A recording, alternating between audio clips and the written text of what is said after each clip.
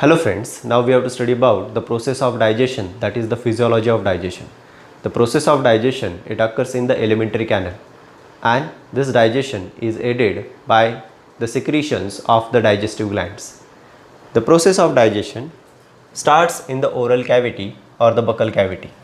In the oral cavity, the mastication of the food occurs, as well as it helps in the facilitation of the swallowing of the food. Secretions from the salivary gland, which is called as the saliva, are released inside the oral cavity. This saliva, it is having the pH around 6.8, and it contains the enzymes like salivary amylases as well as the lysozyme.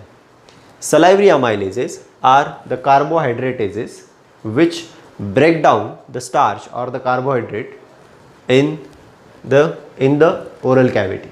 So around 30% of the breakdown of the starch, it occurs in the oral cavity. This food is mixed with the mucus that is present in the saliva. So saliva have the salivary amylase, they have the lysozyme. Lysozyme acts as an antibacterial agent, and the mucus, it lubricates the food, and the particles of the food are mixed together and they form the bolus. This bolus of food is passed through the pharynx into the esophagus. This process is called as the swallowing of the food, or it is also called as deglutition. The bolus of food that has entered into the esophagus is passed through the peristaltic movement into the stomach.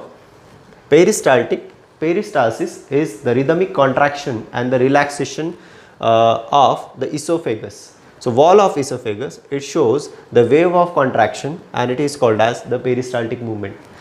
Due to this peristaltic movement, the food enters into the stomach. In the region of the cardiac, a gastroesophageal sphincter is present. Through this gastroesophageal sphincter or the cardiac sphincter, the food enters into the stomach, and it is mixed with the gastric juice, which is released by the gastric glands which are present in the mucosa of the stomach. Mucosa is the inner lining of the stomach. It has the gastric glands. Gastric glands have the three types of cells. The first type of cells are called as the mucous neck cells, which secrete the mucus. Second type of cells are called as the peptic cells or the chief cells. These peptic cells or chief cells, they release the proenzyme pepsinogen. Pepsinogen is the inactive form of enzyme. It is a protease that is present, that is released in the inactive form. Third type of cells which are present in the gastric glands are the parietal cells or the oxyntic cells. These parietal cells or the oxyntic cells, they release the hydrochloric acid, due to which the stomach, the pH of the stomach, it is decreased to around 1.8. Due to this decreased pH, the food which has entered from the oral cavity, it becomes acidic, and the churning movement of the stomach, it mixes it mixes this food with the gastric juice, due to which the pepsin enzyme is activated from the pepsinogen. So pepsinogen is the inactive form of an enzyme. This inactive form of enzyme is activated due to this less pH of the hydrochloric acid, and the pepsin is formed. Pepsin is the active form of protease. It breaks down the proteins into the proteoses and peptones. Peptones are also called as peptides. So here in the stomach, the breakdown of the proteins occurs primarily. In infants, the renin enzyme is released, that is required for the digestion of the milk protein. Some amount or small amount of lipases are also secreted by the gastric glands. These lipases are responsible for the breakdown of the lipid. Food which is present in the stomach is passed into the small intestine. This food, it is stored around 4 to 5 hours inside the stomach. Now it is called as the chyme, chyme. This chyme, it enters into the small intestine through the sphincter that is called as the pyloric sphincter. So through the pyloric sphincter, the food enters into the small intestine. In the duodenum of the small intestine, three types of secretions are released. First is called as the bile juice from the gallbladder. Second is called as the pancreatic juice from the pancreas. And third are the secretions of the intestine itself. These are called as the intestinal juices. So bile juice, which is released from the gallbladder, it has the bile pigment like bilirubin and biliverdin. It also has the bile salt. It also has the cholesterol as well as the phospholipids. Bile juice and bile salt, they help in the emulsification of the fat. Means the fat is broken down into the small droplets. These are called as micelles. These small droplets, which are called as micelles, are easily absorbed by the mucosa of the small intestine. So here the bile juice, it decreases the pH of the small intestine. Means the food that is entering from the stomach is highly acidic. This food is made basic by the bile juice and the bile salt, while the pancreas releases the pancreatic juice. Pancreatic juice contain the enzymes in their inactive form. These are called as trypsinogen, chymotrypsinogen and procarboxypeptidases.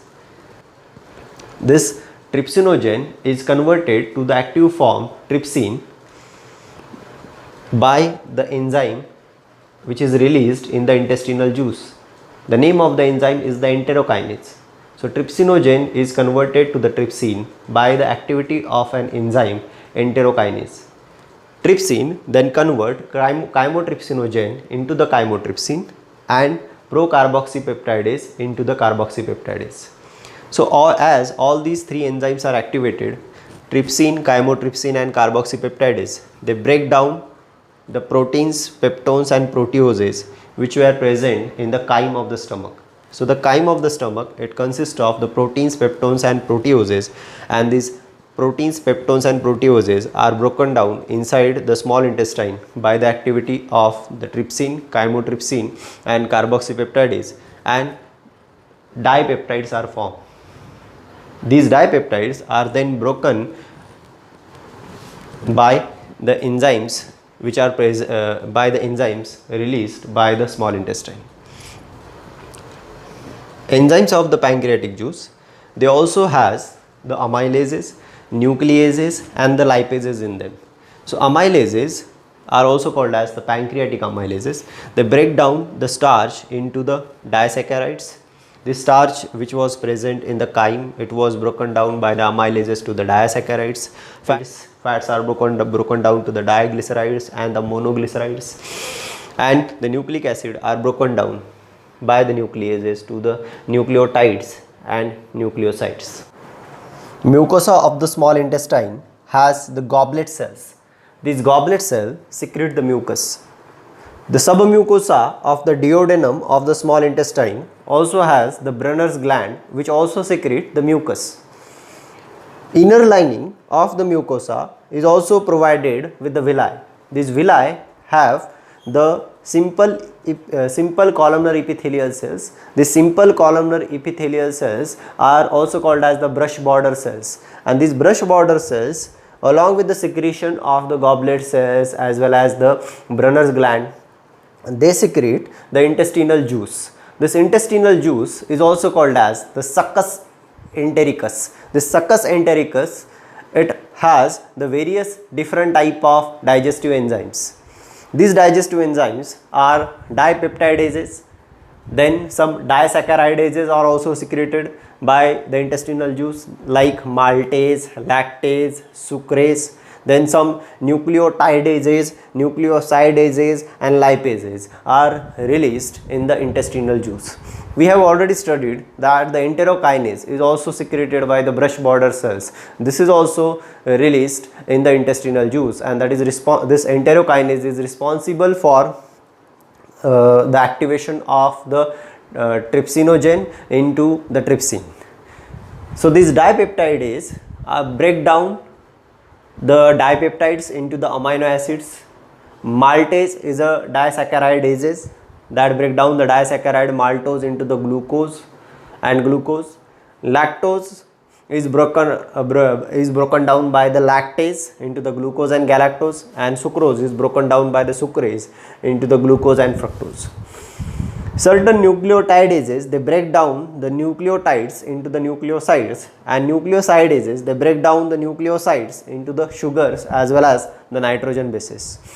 Monoglycerides and diglycerides are broken by the lipases into the fatty acid and the glycerol.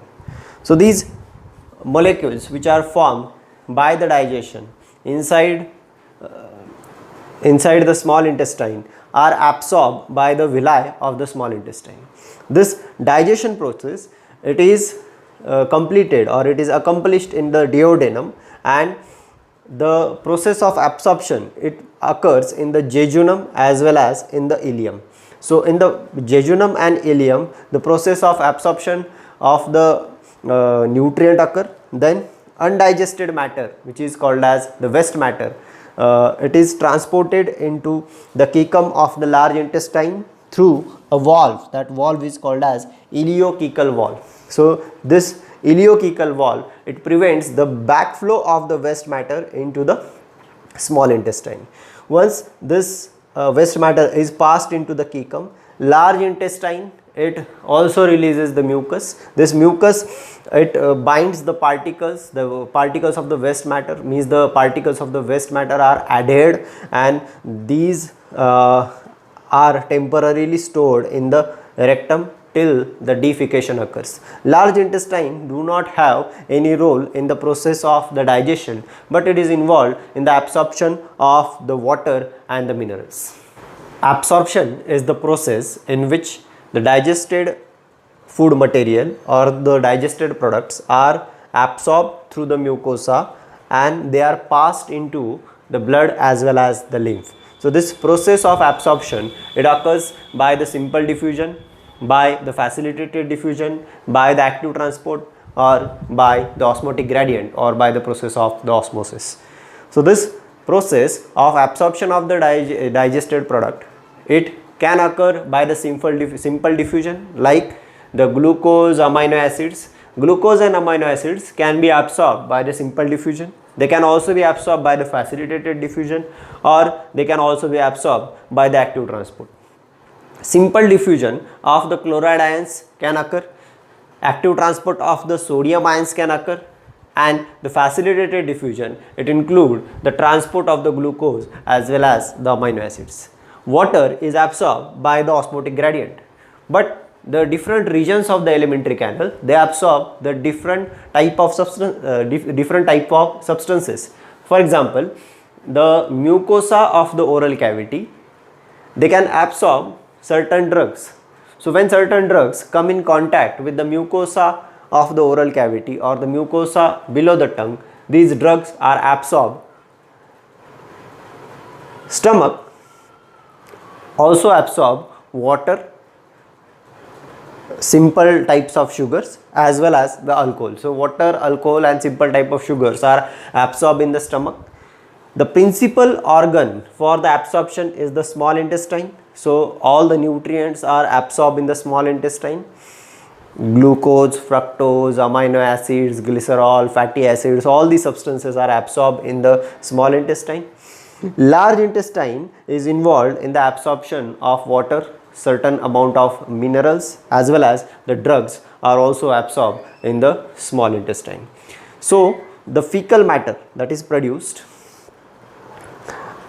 is stored inside the rectum. So as the large intestine, it absorbs the water, the fecal matter is stored inside the rectum, and this solidified fecal matter, it creates a neural flux. So when inside the rectum this solidified waste is collected, it creates the neural reflex. This neural reflex, it creates an urge for the removal of this waste matter outside the body. So this defecation is the voluntary process, and this defecation, it occurs by the opening of the anal sphincter or the anal valve.